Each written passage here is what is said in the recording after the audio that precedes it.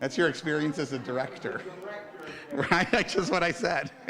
Shabbat Shalom, everybody. Well, I'm very happy to be back with you all tonight, but only slightly less happy than I was to be with my grandkids last week. I hope you'll understand. We visited our grandkids. One quick announcement, because we didn't have a newsletter this weekend. This is breaking news. Natan's class will resume this Sunday. We're going to do it at 12:15, I think. Exactly not the time I was told. So it'll be at 10:30. It'll be at 10:30. He's going to be covering the immigration to Palestine, Israel, from the late 1880s or the early 1880s through 1948. So you'll learn about the first Aliyah, the second Aliyah, the third Aliyah. Anyway, it's delightful to be with all of you all tonight again. I had another announcement, and now I cannot remember what it was. And I'm just, you know, when you hired me, I was 50, and now I'm 60. So this is, I may be a baby, my brain is not the 50-year-old brain anymore. It's the new version. Tonight, if we could switch the slides, Arthur. Tonight, all day today, of course, we have been observing Veterans Day. I want to invite, and I know that they are among us, anyone who is a veteran of the United States Armed Forces to please rise. The IDF is fine too. Please. Nalakum, nalakum.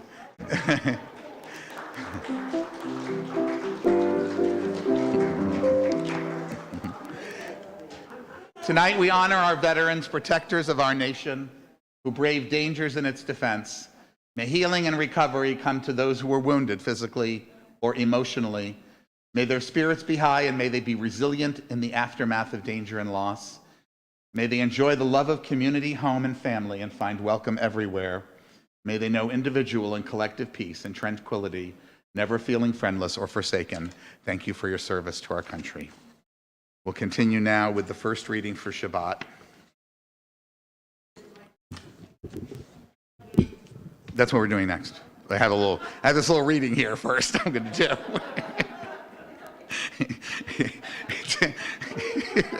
No, it's okay. It's all right. Listen, more often than not, I'll get it wrong. So you should definitely always feel free.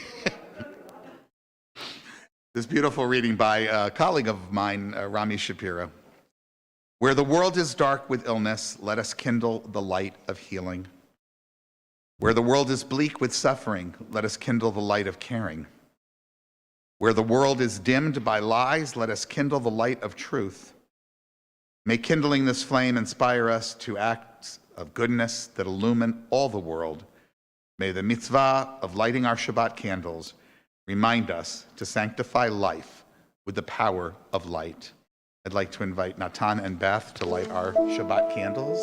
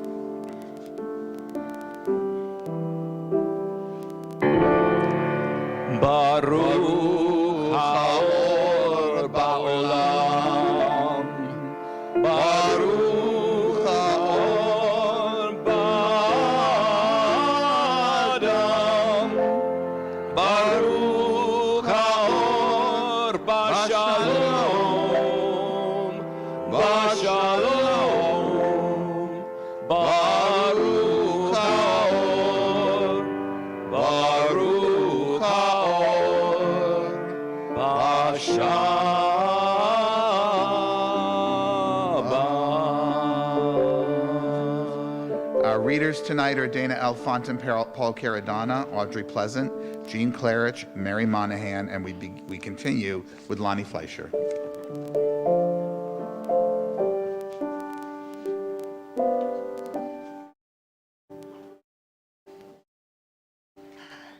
Shabbat Shalom, all you wonderful people.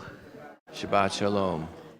The desire for spirituality, in the sense of a dimension to life extending beyond the rational, a life dense with profound experiences, manifests itself in love, art, and faith.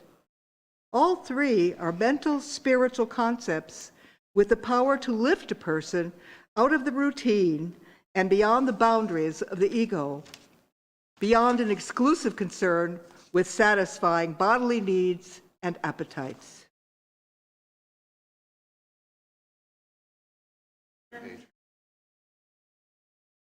What, you want me to read that one too? Yes, Okay. it's the continuation. Oh, I only got this. No, it's okay. We had a little trouble with the readings this week. Oh, okay. I've never read this before. Okay.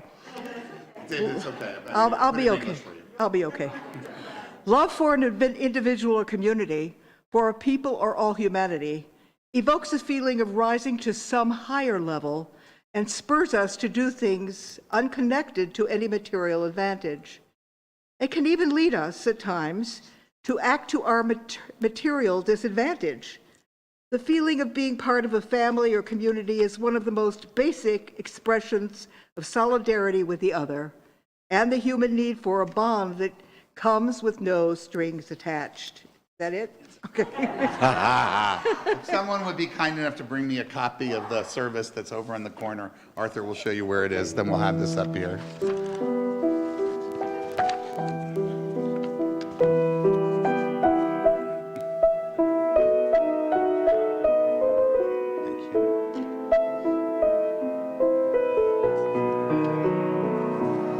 Shalom Aleichem, Ohavei HaShalom, Shomerei Shalom.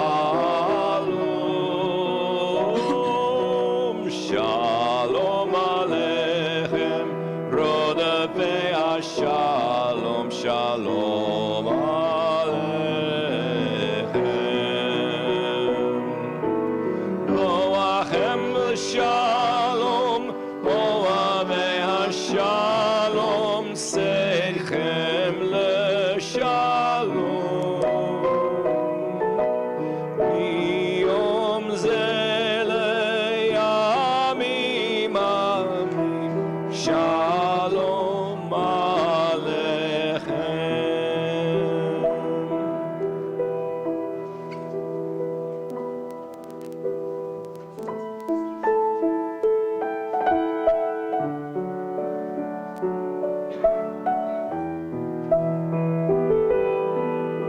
Pages.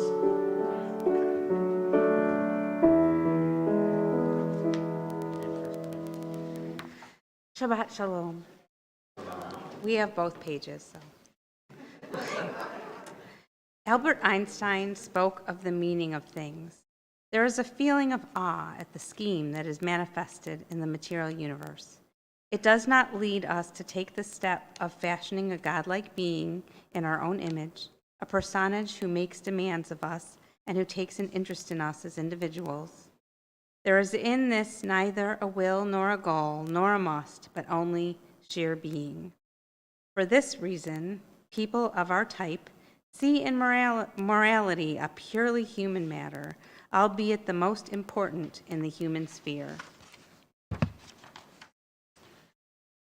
And thus he observed, from the standpoint of daily life, there is one thing we do know, that we are here for the sake of each other.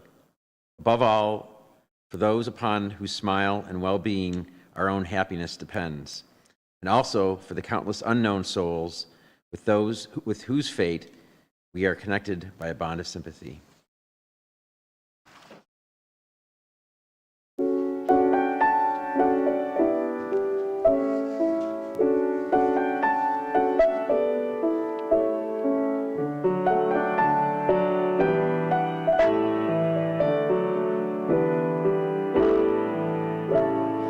There's a place with answers we are seeking. There's a place to find a light of hope. Where's the strength to realize our vision? Yes, makom batochenu. יש מקום בתוכנו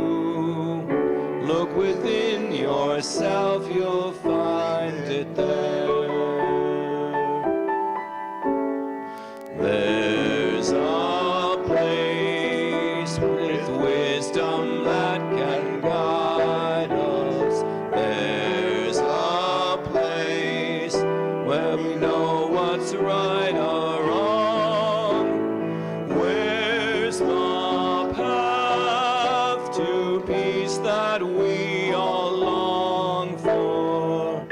Yesh makom b'tochenu, yesh makom b'tochenu.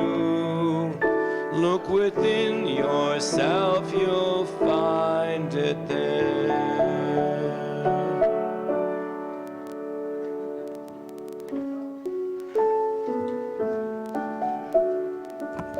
Shabbat Shalom, everybody. Neil deGrasse Tyson wrote, "We are all connected to each other biologically, to the earth chemically, to the rest of the universe atomically. There's as many atoms in a single molecule of your DNA as there are stars in the typical galaxy. We are, each of us, a little universe." Carl Sagan put it this way: "The cosmos is within us. We are made of star stuff. We are a way for the cosmos to know itself."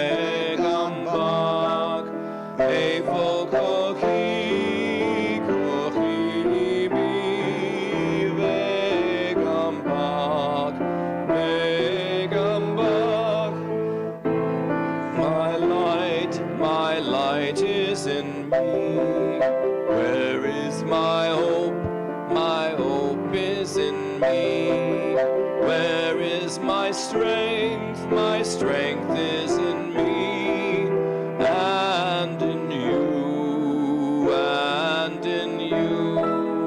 Where is my strength? My strength is in me, and in you, and in you.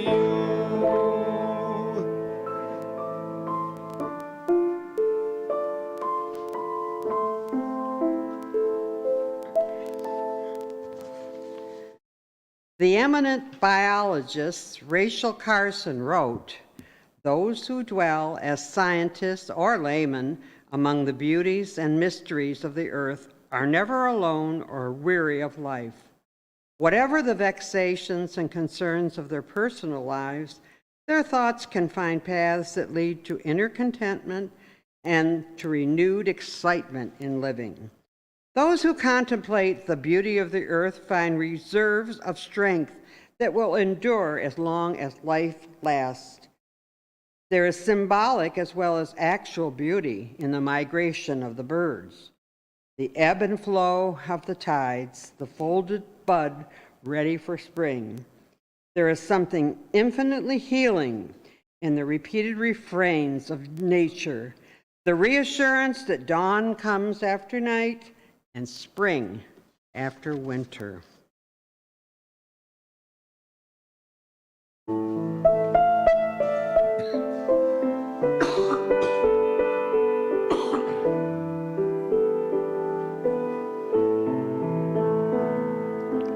Erev Shoshani,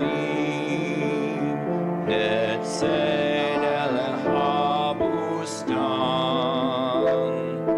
Mo Besamim ulevona, Leragalech miftan, Laila yored lehat, Veruach Shoshan Oshva, Aval Chashlach Shir Balat, Zemer Shel Ahava, Erev Shoshanim, Netzena El Habustan, Mo Besamim Ule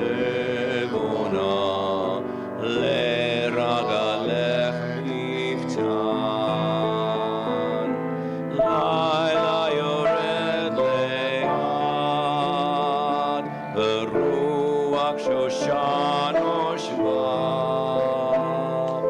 הווה אחשלך שיר בלט, זמר של אהבה.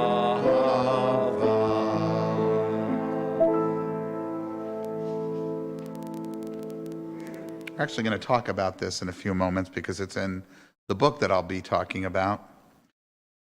On February 14th, 1990, as the first deep space probe Voyager 1 left our planetary neighborhood for the fringes of the solar system, engineers turned it around for one last look at its home planet, now 4 billion miles away. Carl Sagan wrote the following, and I want to point out that the little white dot, the little pale blue dot, it's been enhanced. This is not how it looked to them. We're not some shining bright light out there. We look just like all the other ones, and they identified it and put a little white spot on it for us. He wrote, "Look at that dot. That's here. That's home. That's us. On it, everyone you love, everyone you know, everyone you ever heard of, every human being who ever was lived out their lives. The Earth is a very small stage in a vast cosmic arena. Think of the endless cruelties visited by the inhabitants of one corner of this pixel on the scarcely distinguishable inhabitants of some other corner. How frequent their misunderstandings, how eager they are to kill one another, how fervent their hatreds. Think of the rivers of blood spilled by all those generals and emperors so that, in glory and triumph, they could become the momentary masters of a fraction of a dot. Our posturings, our imagined self-importance, the delusion that we have some privileged position in the universe are challenged by this pale point of pale light. Our planet is a lonely speck in the great enveloping cosmic dark. In our obscurity and all this vastness, there is no hint that help will come from elsewhere to save us from ourselves. There is perhaps no better demonstration of the folly of human conceits than this distant image of our tiny world. To me, it underscores our responsibility to deal more kindly with one another and to preserve and cherish the pale blue dot, the only home we've ever known."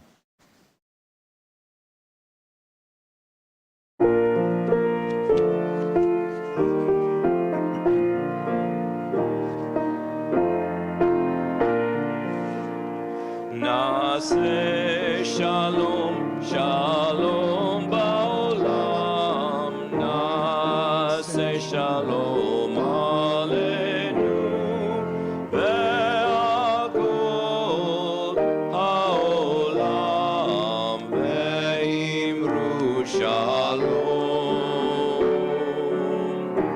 נעשה שלום עלינו ועל כל העולם, ואמרו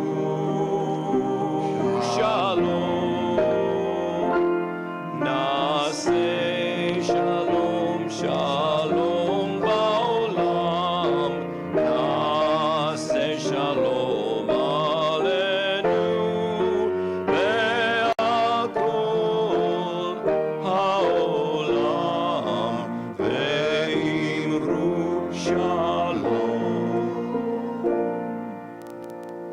In this community where we find strength and common purpose, we turn our minds and hearts toward all those who need our love and support, those who are ill, those who suffer pain of the body or spirit, those who are lonely, those who have been wronged. Tonight, our well wishes are extended to these members of our community and their loved ones, to Joe Gaydon, Ruthie Goldman, Bruce Goldsmith, Max Lark, and Rabbi Peter Schweitzer. If there's someone whom you're thinking about as we do each week, please feel free to share their name. We'll start on this side. Anybody over here? Good. I always say good to that. Anybody on this side? Yes, Bruce. Thank you. Did we miss anyone at all? He said some names of his loved ones. May all who suffer know that they are not alone, that we are here. May they be healed quickly. May they experience a refuah shlema, a complete recovery. the renewal of their bodies, and the renewal of their spirits.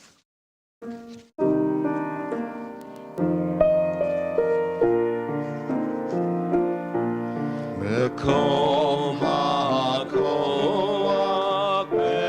בתוכנו, מקורות הברכה מעברותינו. May the source of strength that dwells so deep within us help us find the courage to make our lives a blessing, and let us say Shalom. מקום הכוח בתוכנו, מקורות הברכה מעברותינו. May those in need of healing with refuah shlema, the renewal of body, the renewal of spirit, and let us say Shalom.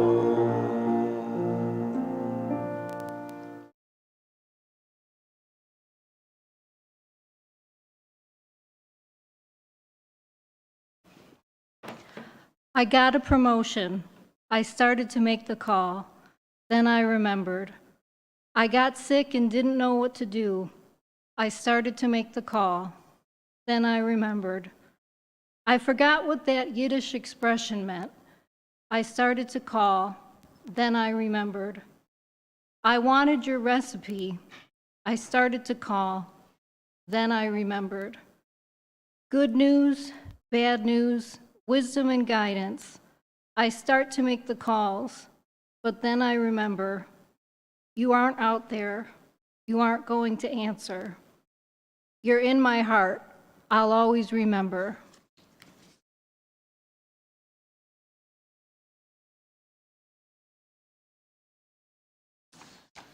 Our thoughts turn to those who are no longer with us, our own loved ones, those whom our friends and neighbors have lost, the martyrs of our people whose graves are unmarked, and those of every people and nation whose lives have been a blessing to humanity. As we remember them, we meditate on the meaning of love and loss, of life and death. We recall now our loved ones whom death has recently taken from us, those who died at this season and years past, and those whom we have taken into our hearts with our own.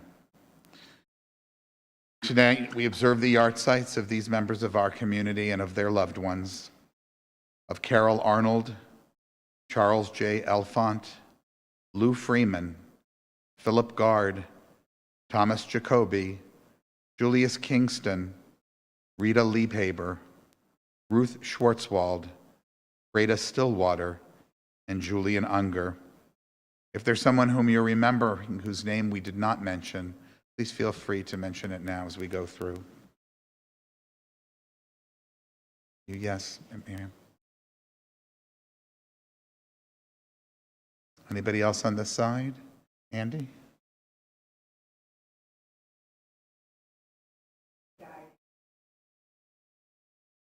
Anybody else? Yes, Bruce. Anybody that we missed? Yizichram livracha. May memories of them provide us with a sense of comfort, of blessing, as we face our lives in their absence. If you can do so comfortably, please rise as together we recite this humanistic interpretation of Kaddish. Nitgadal v'nitkadash beruach ha'adam. Let us dignify and ennoble all people in the spirit of our shared humanity. Let us acclaim the preciousness of life. Let us show gratitude for life.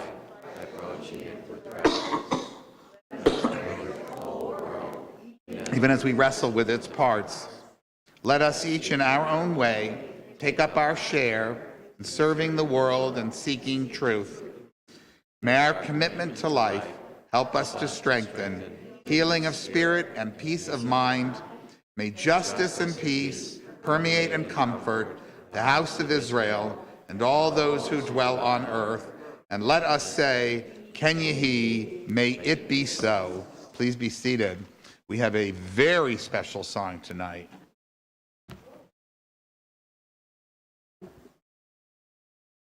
I'm not going to say anything more about it. They either know it or they don't. Okay. And for this event, I wore my special tie. Oh, yes. We're all stardust, right? Actually, And you're our star. this is an optical illusion because these are really black holes because they're stars-shaped black holes. So be careful. Only believe half of what you see and none of what you hear, right?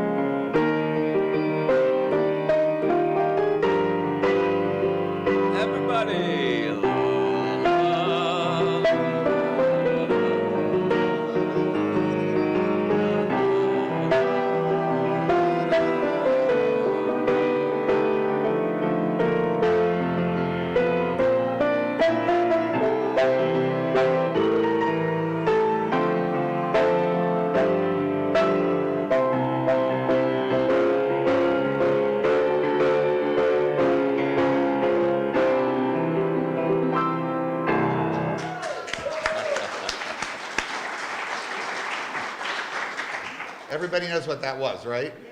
Okay. No? You have to stay after school. Joseph came up with that on his own, but it's actually extraordinarily appropriate because it was something that was mentioned in the book. And I'll tell you a little story about that in a minute. But before I do, just a little preview.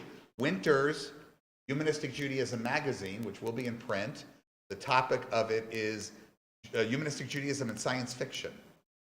And which was, Rabbi Jairus tells me, one of the more popular topics that we've ever announced in terms of people just rushing, so many that we actually had to turn some people away. But I will be writing about how Star Trek in some ways made me a humanist. It is the most humanistic, and always has been the most humanistic television program, really has and shares our message. When Neil deGrasse Tyson, in this wonderful little new book called Starry Messenger, Cosmic Perspectives on Civilization, it's the first time I've held the book because I have it on Kindle and I have it on audiobook and every other format. But Audrey was gracious enough to let me borrow this as she borrowed it from the Farmington Hills Library. In the book, he talks about, he's about my age, he talks about growing up watching Star Trek as I did, and the flights of fancy and imagination that it led him to. And it made me laugh so much when I got to this part because it was exactly how I used to feel. I could believe in warp drive. I could believe in transporter beams and all these, these planets with people who look just like humans and with pointy ears. I could believe all of that. What I could not believe is that a door would open just because you walked up to it. I swear to you, that's exactly what he says in this book. That was beyond my imagination in the early 1970s, late 1960s. That I could not conceive of. But he uses it to make a point in this wonderful book that he's written, which is that we can't always imagine what's out there. It's a book about, well, it's a book about everything, and that's why I put the table of contents up here. And I can't by any means cover every topic. It's a book that ranges across almost everything that you can imagine, for which we can apply a cosmic perspective. We'll talk about aesthetics and life in the cosmos. He talks about exploration discovery. We'll address that a little bit. And the Earth and the Moon, which is a kind of an extension on that. He talks about what a cosmic perspective can teach us about conflict and resolution, about risk and reward, calculations. This chapter, which I wasn't as crazy about, meatarians and vegetarians. Well, I'll let you read that. I actually picked up the book originally because I was anxious to hear what he said about gender and identity and color and race. And ultimately, I'm going to spend a little bit more time on that than some of the other chapters. And he also looks at law and order and body and mind and life and death. So we'll read a little bit, little excerpts about all of these. I do recommend the book. I will say that if you are a fan of Sam Harris or Michael Shermer or have read a lot of Sagan, there will be some of this that's a little bit familiar to you. You may be aware that Carl Sagan was Neil deGrasse Tyson's mentor. And you all do know who Neil deGrasse Tyson is, right? Okay. I expect an audience of humanists to know that. He was just on Bill Maher. He was, he's on tour. He doesn't have to go to the free book fairs because people will pay $100 to hear him speak. And he's been at the Fox Theater here at least 3 times. Arthur and I saw him once there, and he's wonderful. He, as we'll go through this, you'll see he has some quirky ideas about some things, and maybe some things that are not, that I disagree with. But by and large, I very much see the world, I think we all do, the way that he does. In this particular service, I selected some readings that were obviously more science-oriented. We had Carl Sagan there. We also had Rachel Carson. Rachel Carson, I first found that reading when we created a special service in honor of science. It was on the eve of the March for Science. In fact, I think the whole SHJ was here for their annual meeting when we used to do those things in person. Hopefully we will again one day. In April, it'll be back in person. And we all went downtown, and a lot of you were there with us. And I found this wonderful reading by her. And as I was reading the book by Dr. Tyson, it occurred to me that he had maybe a little different perspective on the beauty of the universe, because he's also a realist about the universe. And I think this is an important topic. So we'll go ahead and turn the slide. The first time I've ever done this, put the excerpts on the slide. You can read along or not. I'll try to read so that you can hear me. You don't have to strain your eyes. But I just thought it would be nice for you to see it in front of you. He begins in this particular chapter about truth and beauty and how we judge what's beautiful in the world. And I've always been fascinated by this. Why do we think a sunset is beautiful? Why do we think a flower is beautiful? I think there's something evolutionary there that goes back to our most distant ancestors. And he suggests that, as he writes here, perhaps the line drawn between beautiful and ugly, because there's a lot of ugly in the world, even in nature, depends on whether it will harm us. And that, for the first time, answered the question for me. How in ancient times, things that were beautiful were probably the things that we saw as either distant or close but harmless, like a flower. Some objectively ugly things in nature, and objective I think maybe is not the right word, but we think of it that way, might include a close-up of a tarantula's underbelly, lovable perhaps only to arachnologists. A tarantula can harm you with its bite, and maybe we know this intuitively. How about a Komodo dragon slowly stalking you? Or a swarm of blood-sucking ticks or leeches? How about malaria? Is that pretty? Or the bacterium that causes the bubonic plague? Or the virus that causes smallpox or AIDS? How about all the spontaneous cell mutations that cause birth defects and cancers and other diseases that shorten our lives in the genetic lottery. They're all part of the same nature that contains countless objects and scenes we admire. But none of these parasites or diseases or creepy creatures show up in posters with Bible quotes. That was really the reason I wanted to read this to you. Don't you love those things? He actually takes on in this book, he takes on people who criticize the reading of Genesis on at Earthrise. I believe it was in Apollo 8. And I disagree with him on that. I think he's far too defensive of religion. He's got a very delicate balancing act, as did Sagan, because on one hand, he doesn't want to come out and say what we all know, which is that he's an atheist. He's not Richard Dawkins, trying to be a popularizer of science. He is, after all, the director of the planetarium at the Museum of Natural Science, the Hayden Planetarium in New York City. So I get that, but this I thought was a nice little nod to those of us in the very secular humanist world. He goes on to say smallpox, malaria, bubonic plague together have killed upwards of 1.5 billion people throughout time worldwide. That toll far exceeds all deaths from all armed conflicts in the history of our species. Nature has killed more of us than we have of ourselves.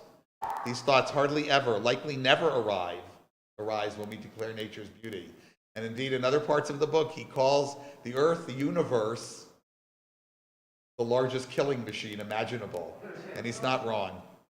Maybe they should, he continues. If they did, we'd be more honest with ourselves about our place in the universe. Evidence shows that nature doesn't actually care about our health or longevity. Here he becomes very Sagan-esque. We're equipped by natural instincts to sift between some of what might harm us and some of what might bring us comfort. Yet there is no hint from space that anyone or anything in the universe will arrive to save us from Earth or ourselves. And I hope you can see what he's done there with the Sagan quote, because we just heard it. He's expanded this even beyond our need to be we alone, as he continues, who care about us. Medical researchers develop vaccines to protect us from lethal viruses, medicines to ward off bacteria and parasites, architects and builders create homes and shelters to protect us from catastrophic weather. In the future, astrodynamicists will develop space systems that deflect the trajectories of killer asteroids heading our way. And you know, they just did that. I hope you all heard that. They managed to push an asteroid off course. So it worked much better than they hoped. So we're okay in that department. We don't kill ourselves. We can rely upon our ability to knock an asteroid out of our, and then, you know, that is the greatest extinction event of all time, was the meteor that hit us. Not us, we weren't there. Maybe that's why he says the world needs poets, not to interpret what is plain and obvious, but to help us take pause, reflect on the beauty of people, places, and ideas, things we might otherwise take for granted, simple beauty that emanates from simple truths. All right, let's turn the page. He goes into chapter 2, and this is where we're really going to start analyzing a little bit some of his pieces of evidence that he'll provide later for some of our human problems, by asking what I think is a very important question, particularly now, particularly as we are about to enter what it looks like a bit of an economic downturn, which is, why should we explore at all? This becomes the topic of the next 2 chapters. And I think he raises very interesting questions and provides very interesting insights as to why exploration is so much a part of us and must continue. There are plenty of people, and I don't have the quote on this, there are plenty of people who say, look, half of India is starving to death. Why should India, which they just announced, be launching a space exploration program? He points out that if we use our resources correctly, we can do both things, particularly if we remember the advantages, the material advantages even, that we've received from these space exploration programs and other efforts. He gives this wonderful example, and this is the quote I selected. To gain insight, let's rewind 30,000 years and eavesdrop on our ancestral cave dwellers. Those among them with the urge to explore decide to consult the elders, saying, we want to see what's beyond the cave door. The elders are wise, they caucus among themselves, weighing what they think are the risks and rewards, and reply, no, we must first solve the problems of the cave before anyone ventures beyond. A laughably absurd exchange indeed, but to a space explorer, that's what people sound like when they require Earth's problems to get solved before anybody goes anywhere else in the universe. Skipping ahead a little bit, a cosmic perspective reminds you that Earth is a moat isolated in a vast, rich universe. The cave any different from Earth itself? Yet we know more about the moon before we visited. We knew more about the moon before we visited for the first time than any 15th or 16th century explorer knew about their destinations. We know more about the surface of Mars and where to land our rovers than the 12th and 13th century Polynesian wayfarers knew about the Pacific Islanders that awaited them far beyond their oceanic horizons. We spent centuries exploring and mapping Earth's surface, culminating with the discovery of Antarctica in 1820. Yet we've explored space for only a few precious decades. If you travel beyond the cave door, you may just discover things that help you solve your cave problems. To even suspect this is true requires enlightened foresight. You could find a diversity of plants that serve as medicine. You could discover an assortment of materials, wood, stone, bone, useful to fashion into tools. You could reveal additional sources of food and water, food and shelter. More importantly, perspective lurks behind the cave door. Places are not only destinations, but new ways of seeing things. You don't need a scientist to tell you that. The noted writer T.S. Eliot once mused, "Shall not cease from exploration. The end of all our exploring will be to arrive where we started and know the place for the first time." That's as close an analog to the cosmic perspective that has ever been penned by a poet. So this is really the reason that an astronomer, a cosmologist, takes up the pen, the computer, to comment upon the things in our society. Because he has a perspective, as I think most scientists do, that goes far beyond our daily life. And he looks out into what is as close to eternity as we can possibly imagine every day when he peers into the cosmos. Now, we know that eternity for us is a non-starter. There is no eternity for any human being. And we'll end with a few thoughts on that. But to be able, as he is, as Sagan was, as all of these cosmologists are able to do, and even the biologists who look deep into what life is and discover that it may not be exactly what we think it is, he is able to provide a perspective that we otherwise don't have. I think we're going to skip the next page just because I have lots of things I want to say, and go on to the one that says 27 astronauts. All right. So this is now from the 3rd chapter, and again, I'm just taking you on a little tour, and we're going to skip some chapters as well. But I found this to be very, very fascinating because I didn't ever think about it this way. And it's really, what have we done so far?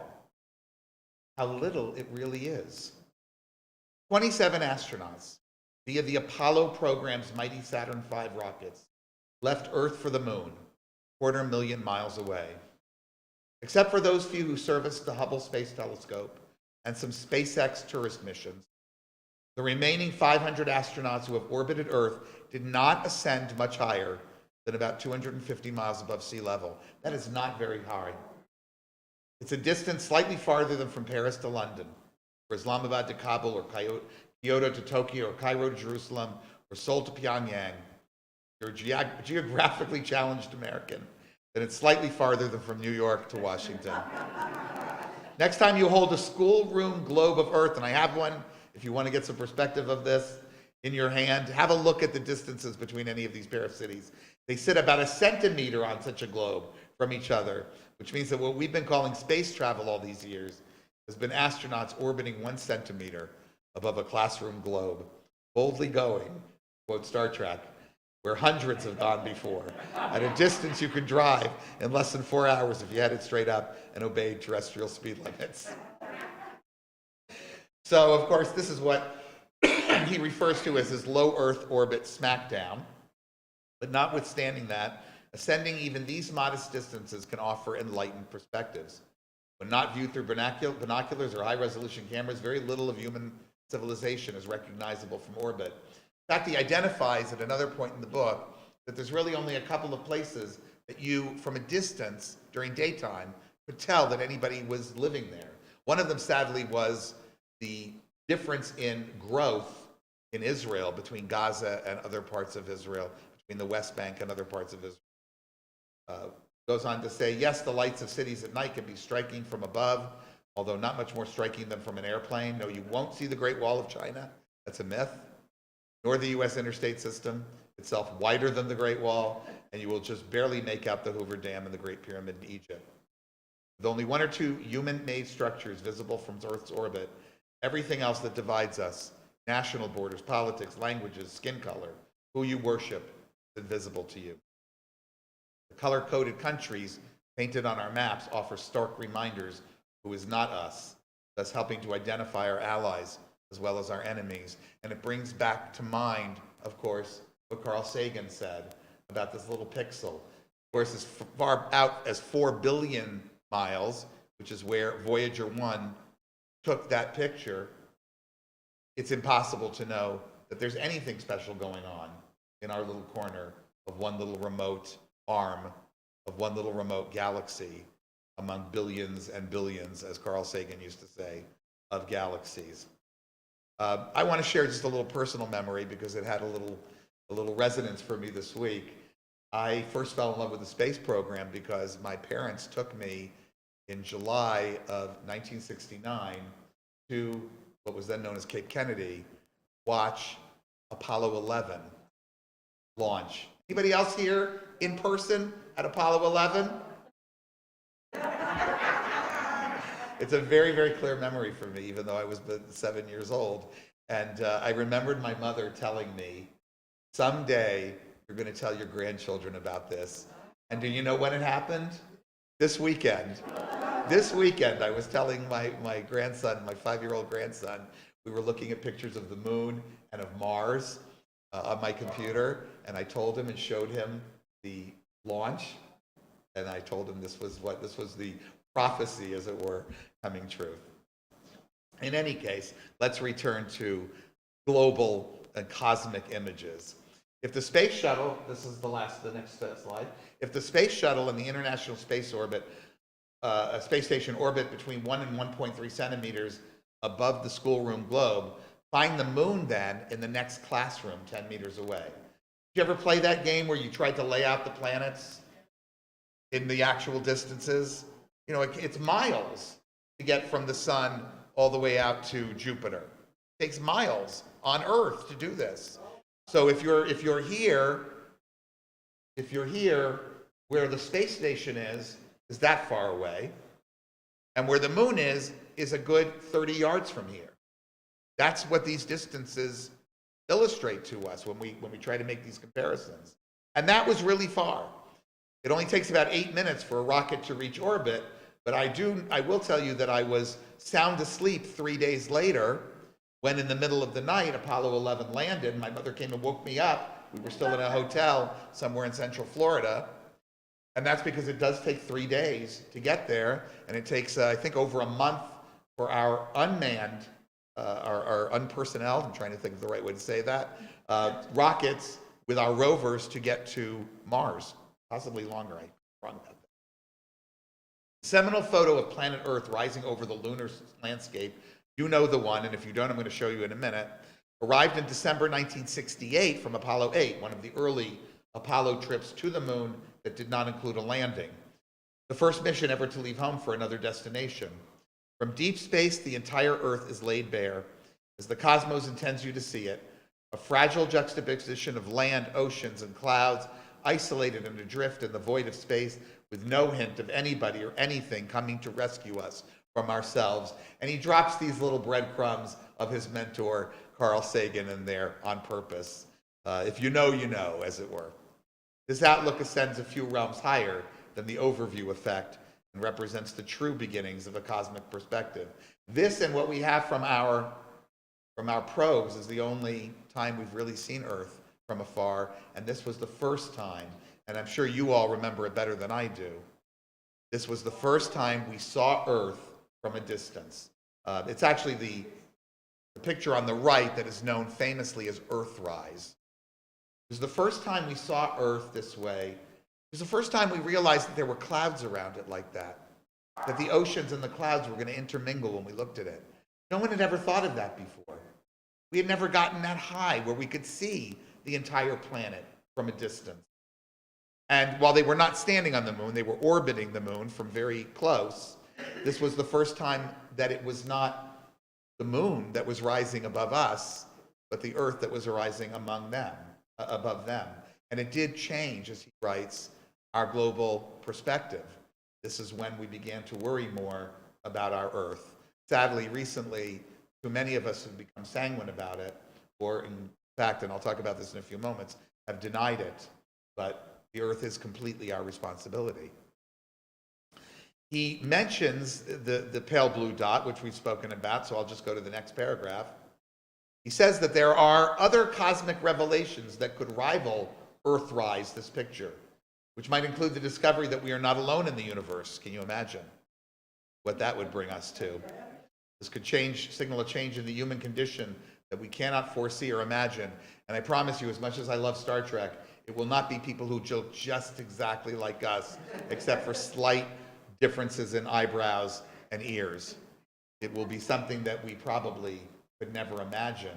He talks about that in some depth, and I didn't bring any quotes about it because it's just too much. But for the value of the book, to a very great extent, if you love cosmology, lies in his efforts to make us understand how very ignorant we are and why this suggests exploration even more urgently. All right, we'll turn the slide.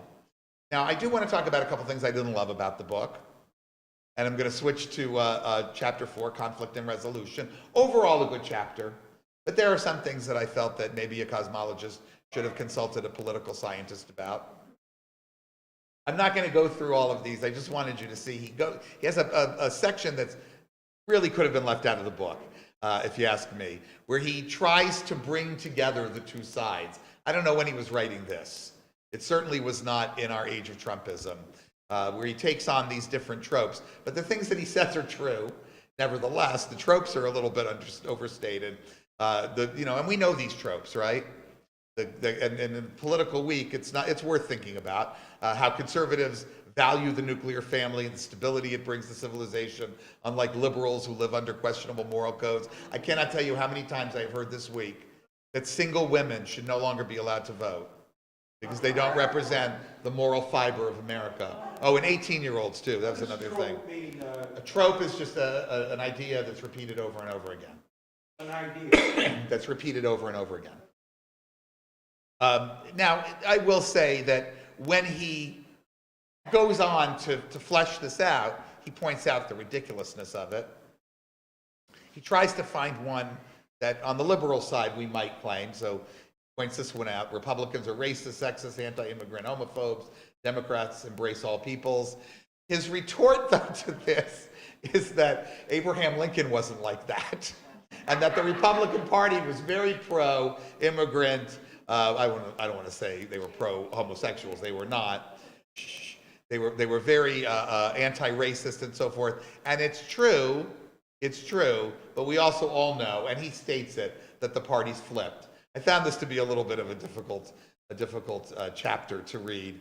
But I did want, because he called out the liberals correctly in one section, and because it was related to science, I want to relate this piece. Because sometimes I'm afraid to say this. I'm personally afraid to say this. Liberals, this is trope number 2. Liberals occupy the high ground on science while conservatives embrace science deniers. Now, that is true to a very certain extent, and we've been experiencing that, right? He goes on to say, where do I begin? The denial of climate change poses an existential threat to the stability of civilization, a position that lands squarely amid conservative platforms. Although there's been some progress over the years, I haven't noticed it in this country. I've certainly noticed it elsewhere. Whatever else you think about the conservatives in England, Boris Johnson is a vocal endorser of making changes. Save the climate, save the planet. He goes on to say, initially the conservative battle cry was denial. I've noticed this happening. Later morphed into admission that it's real, but humans aren't causing it. For some, that ultimately became an admission that humans are causing it, but there's nothing we can do about it or should do about it. Here's an actual sentence from the 2018 official Republican platform. of the oil-dependent state of Texas, climate change is a political agenda promoted to control every aspect of our lives. A classic case of wishful thinking in which political convictions override objective truths. Updated every 2 years, by 2020, that line was removed, leaving behind only, we support the defunding of climate justice. Well, you know, Texas. Now, this is something, these are some truths that we need to hear. Other than climate change and modern biology, and he does mention evolution at another point, there's very little else about science in America that conservatives deny, despite liberals lobbying broad science-denying accusations of them. That may be true. Okay. Then what about liberals themselves? I'm going to let him say this because I'm afraid to say this, sometimes even in this congregation. Turns out the following lists of beliefs and practices land squarely in their corral. Crystal healing, therapeutic touch, feather energy, magnetic therapy, homeopathy. Homeopathy, folks. There are shelf after shelf after shelf of homeopathic cures sitting at CVS and Walgreens and Rite Aid right now. Rite Aid. Being purchased by liberals every single day. I'm not going to say anything more. I don't want to get in trouble. Astrology, I don't think that's us too much. Anti-GMO, anti-pharma. What all these ideas and movements have in common is a flat-out rejection of some or all mainstream science relative to each subject. I had conversations here with people about Reiki. That's the touchless massage. You cannot massage someone without touching them. I hope that's not controversial. Reiki. Somebody's going to fight with me about this after. I'm going to be on my way to dinner already.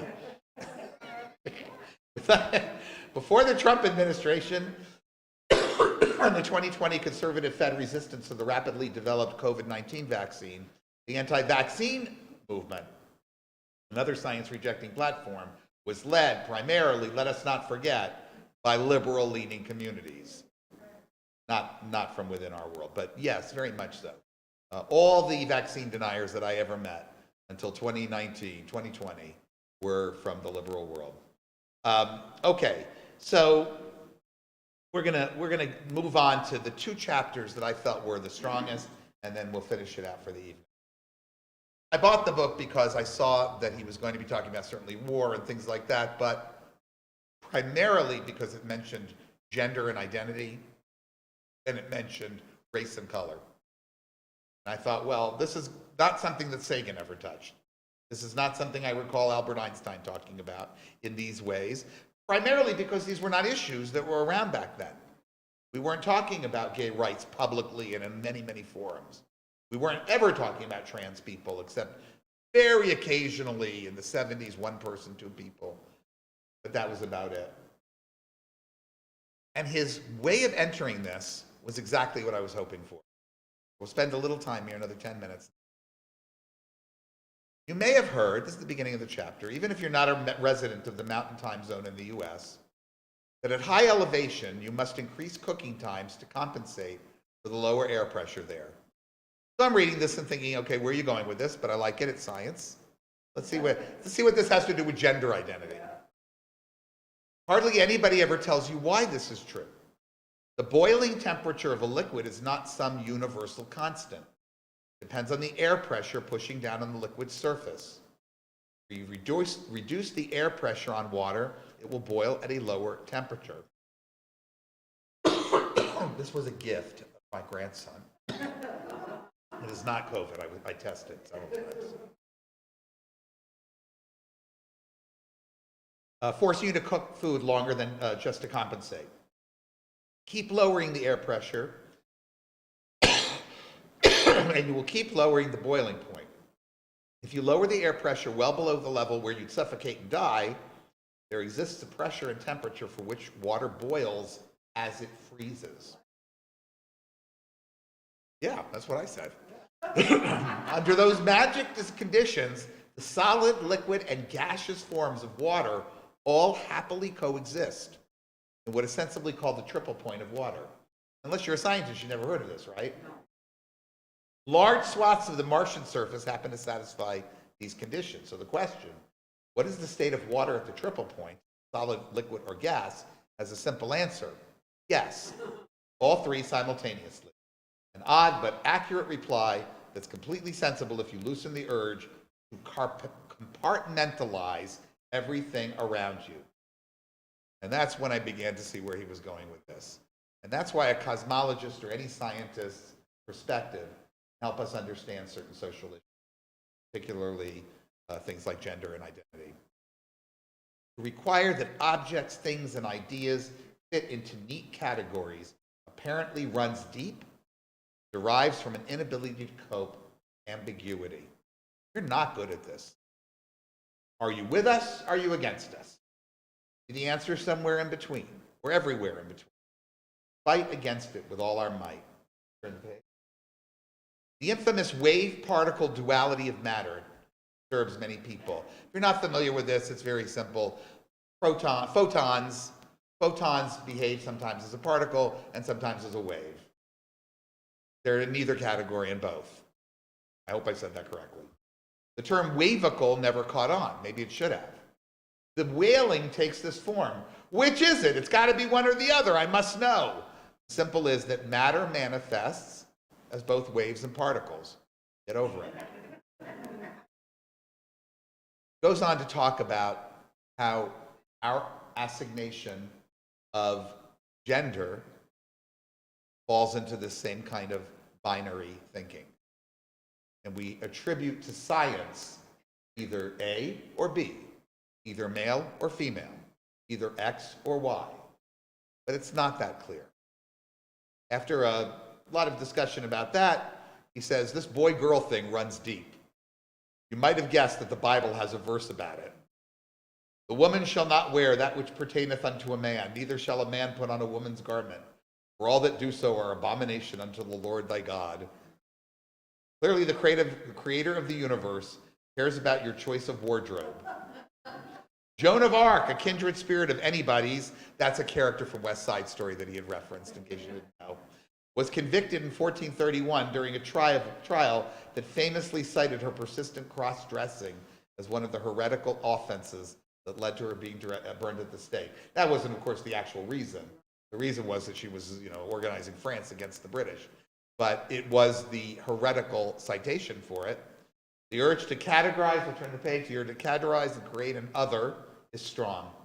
Of course, it's more difficult to think about whether a continuum connects you to that person, to any other person you deem different from yourself. Biology itself won't bail you out of this one. Presumed binary of sex and nature is overrated and rife with exceptions. So many exceptions that I will say it's incorrect to call them exceptions. Not only in ourselves, but also in the rest of the animal kingdom. Arthur and I went to the Museum of Sex in New York. By the way, highly recommended. Fascinating place. Of course, in New York, they're going to have a Museum of Sex. What are you looking at me like for? How could it be New York without a Museum of Sex? It would be something else. It would be, I don't know, Traverse City. No, they probably have one too. But in any case, one of the things that we were most fascinated by was the enormous amount of attention given to non-binary orientations and sexual categories.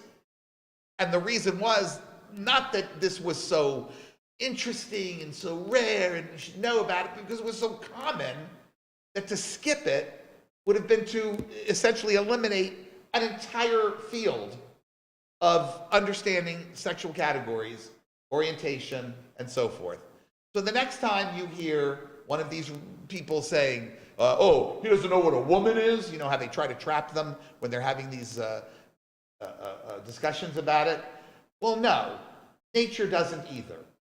And it goes in many, many different directions, up, down, sideways, and it's not binary. And I love this. This is a very Sagan-esque way of talking about it. It is difficult to think about whether a continuum connects you to a person who's different from yourself. But the fact is that humans are way more alike than different. And even in our differences, there's an alikeness. All right, let's turn the page to the last of the major categories of the major chapters I want to talk about. And this one I was specifically and very particularly interested in hearing, because obviously, in case you didn't know, Neil deGrasse Tyson is black. And I felt that there would be something not only as a cosmologist, but as a black man, that he would have interesting to say. Now, this does play off of what we just heard him talk about. But I wanted to spend a little bit of time on this in order to understand, get us to better understand that this applies to race and color in our world. In the early 20th century, he says, we figured out that stars themselves can look very different from one another when you analyze their spectra. When you use the right tools, you see that stars are made of different things. Not all stars have the same chemical components as every other star. You need a special way to look at that in order to understand. I'm very bad at science, but I took a lot of science. In order to understand what the wavelength that is projected out by different chemicals tells us about how the stars are created. I hope I said that. At the time, a room full of computers classified tens of thousands of stars by their spectral type, binning them into 15-lettered categories, A through O, with better data and with an emergent understanding of quantum physics, which is also, by the way, a good way to remember that things are not binary and light and dark and on and off and so forth. Quantum physics is almost impossible for the average person to understand and may very well be one of the most important discoveries of all time.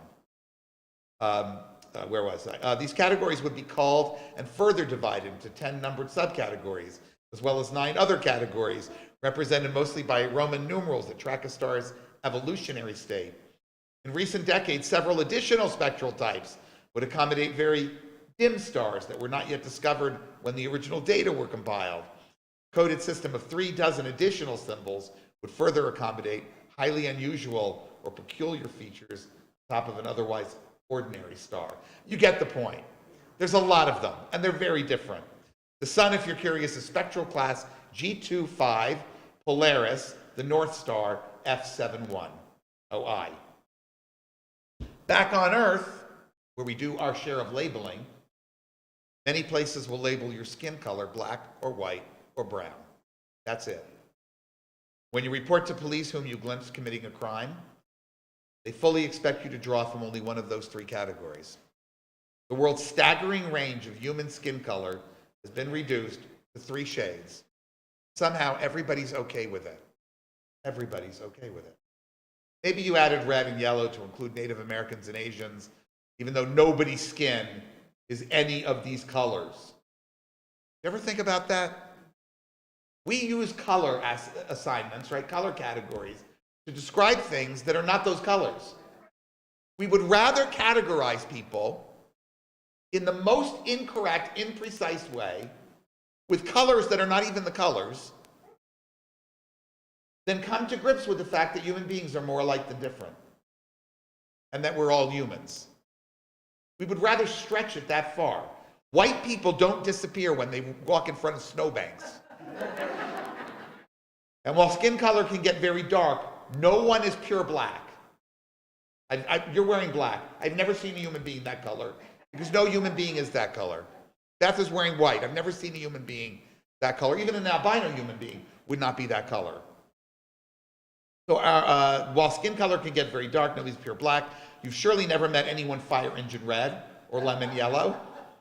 So our color categories are simply lazy and feed whatever racist proclivities we might otherwise possess.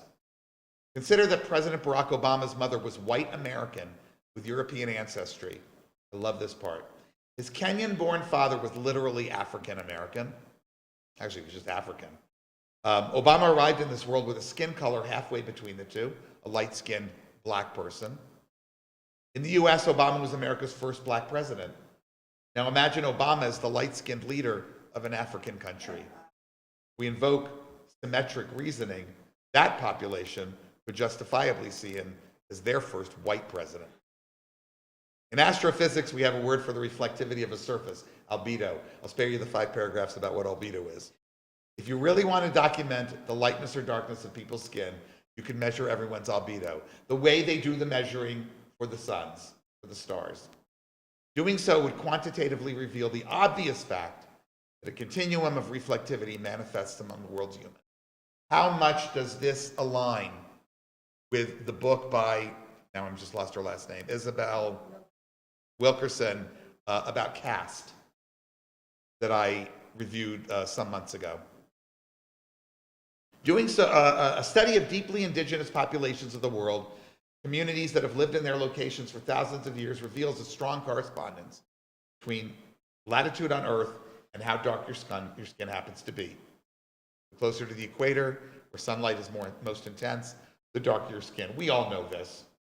I hate to say it, the one thing that Megyn Kelly was probably right, and I don't like the woman at all, is where he says, by this measure, if Santa Claus is indigenous to the North Pole, he would be the whitest person there ever was.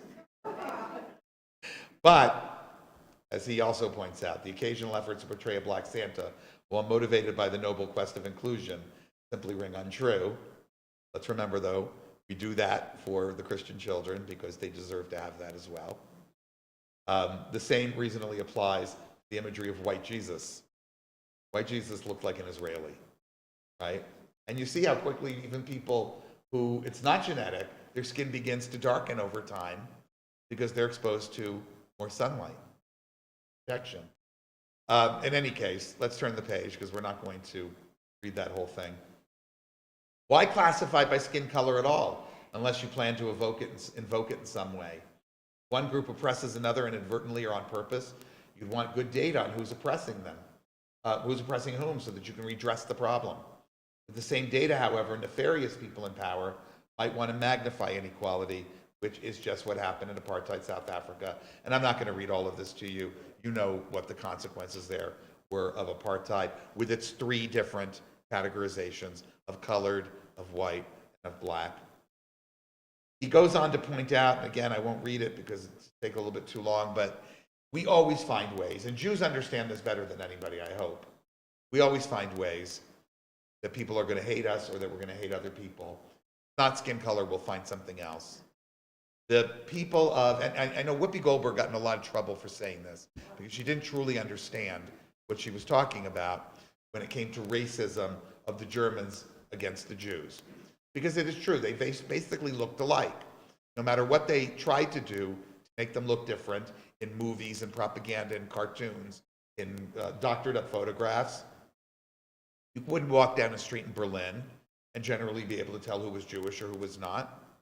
It was very, very, very unlikely that you could do that. So we do find ways to do that. Perhaps a better example is the one he gives about Northern Ireland. You know, I love studying the whole history of those islands. And let's face it, the people in Northern Ireland who happen to come from a Catholic background, many of whom originally came from Britain, by the way. There were several settlements that came through there. And the ones that came from a Protestant background, who were primarily Scottish to a very large degree, are from the same stock of people, admixture of Celts and others who came, Angles and Saxons and Vikings and Normans who came over from Europe and settled. And they are all indistinguishable from each other. And yet, they find a pretense to kill each other on the basis of their feeling of connection to one country or another, one religion or another. Nowadays, you can't even talk about religion very much because Ireland, both North and South, are so quickly secularizing. And yet, we're once again seeing, due to Brexit, by the way, if you're interested, I can tell you about why another time, we're seeing the troubles perhaps break out again. They did for so long before the Dayton Agreement. Let's turn the page. He does a very interesting little experiment, and again, I'm not going to read all of this because the hour is getting late. But he talks about this book, it's at the bottom of this page here, this slide, where scientists who should have known better at certain times, and we know about eugenics, and we know about racial sciences and so forth. I've even had the occasional atheist tell me that this is true because it's science, when what it really is racist nonsense. But he cites a book by Carlton Kuhn called The Origin of Races, published in 1962, which acknowledges that Africa is, of course, the cradle of all of humanity. All humans came from Africa originally in different waves with separate kinds of evolution that took place along the way until finally Homo sapiens went out and became the dominant and ultimate only human species that survived. But this fella, in his racist book, says if Africa was the cradle of mankind, it was only in a different kindergarten. Europe and Asia were our principal schools. In other words, it doesn't matter we came out of Africa. Having to accept that, what really matters is where we were later. Now, I really wanted to read this whole thing, but looking at the hour, I'm not going to. I just want to suggest to you that in chapter 8, and I urge you to try to find this online or to read the book, he takes the chart that this fellow Kunz uses to show the relationship between primitive chimpanzees and black people, and he turns it on its head. He said, let's do science with this. Let's put those same assumptions on an hypothesis that says white people are inferior because we're more like chimpanzees. Look what he creates. He says, chimps and apes, this is his made-up version of a black-dominated world where white people are now the inferior, thought to be inferior or said to be inferior, and connected thusly to chimpanzees. And look how easy it is to do this. Chimps and other apes grow hair all over their bodies. The hairiest people you'll ever have seen have been white people with mats of hair across their chests and ascending their backs. Their body hair can even reach upward and out of their shirt collar. Black people do not remotely approximate this level of hairiness. True, by the way, on average. Distinct from their face, hands, and feet, part the hair of most chimpanzees the way they do when they're checking each other for lice, and their skin color is white. It's true. Not any shade of black or brown. Chimps tend to have big ears relative to their head size. After decades of ear watching, I can attest that the biggest ears I've ever seen on humans have been white people. Have a look yourself next time you're in a crowded public place. Now, this is a parody of what this man wrote, but he wrote this to justify Jim Crow laws, and he wrote it as a scientist.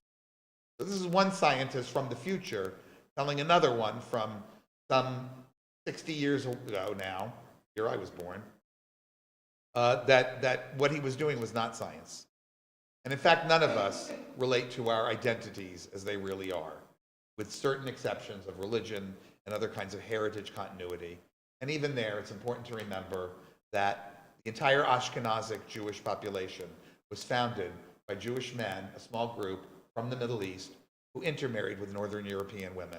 We have reliable DNA to tell us that. We are none of us what we say we are, except insofar as that's what we want to be and how we choose to identify, which is fine, but it is not to be taken as a pretext for harming each other.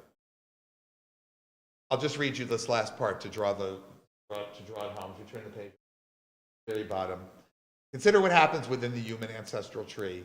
Overhearing someone in New York say he's Italian, I ask where he was born. Brooklyn. Where were his parents born? Brooklyn. Where were their parents born? Italy. So I'm Italian. Conversation with another person who declared she was Swedish, I asked where she was born.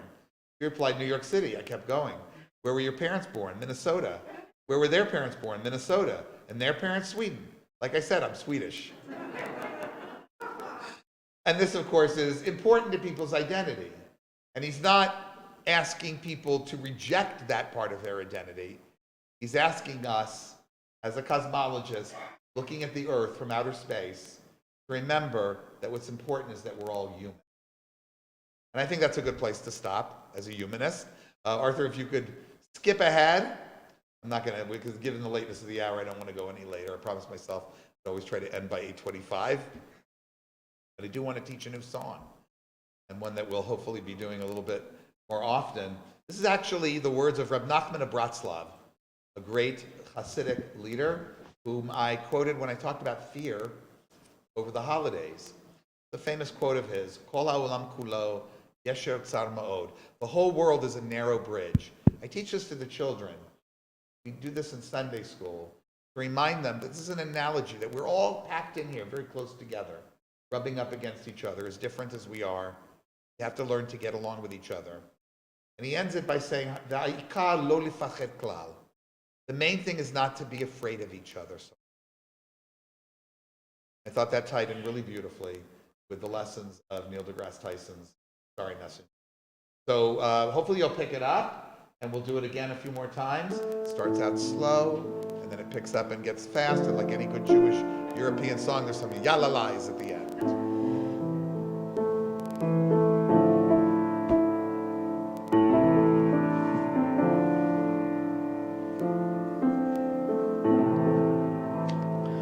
Kol haolam kulo gesher tsar meod, gesher tsar meod, gesher tsar meod.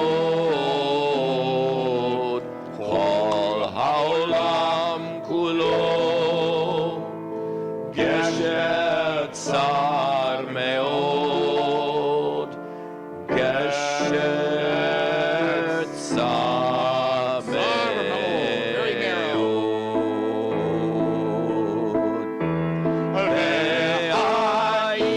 Ve'ha'ikar, ve'ha'ikar, lo לפחד כלל. ve'ha'ikar, ve'ha'ikar, lo לפחד כלל. Can we repeat that part again?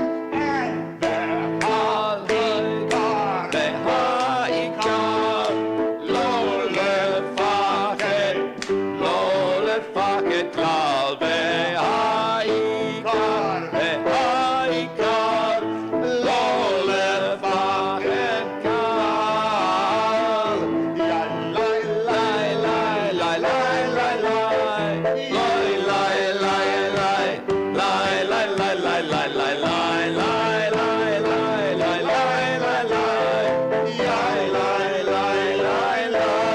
Back to the beginning. כל העולם כולו גשר צר מאוד, גשר צר מאוד, גשר צר מאוד. כל העולם כולו גשר צר מאוד, גשר צר מאוד. והעיקר, והעיקר, לא לפחד, לא לפחד כלל. והעיקר, והעיקר, לא לפחד כלל. לי, לי, לי,